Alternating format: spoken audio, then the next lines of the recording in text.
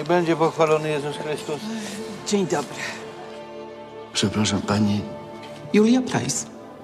Chanel numer 5. Ksiądz zna się na perfumach? musimy wiedzieć, kim pani jest naprawdę. Wielu ludzi uważało panią za psychopatkę, osobę zboczoną.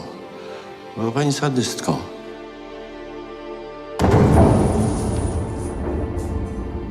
Przestraszyła się pani Ja czego? samej siebie. Sadystka, zbrodniarka chce się nagle spotkać prywatnie z prymasem Polski. Ciekawe dlaczego, prawda? No właśnie. Dlaczego?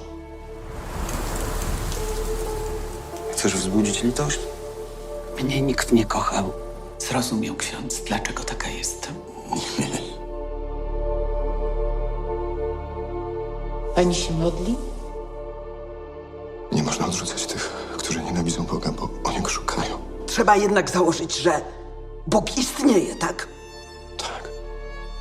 Ale Boga nie ma!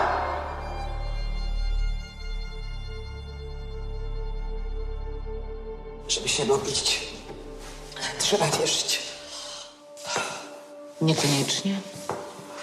Ja na przykład się modlę.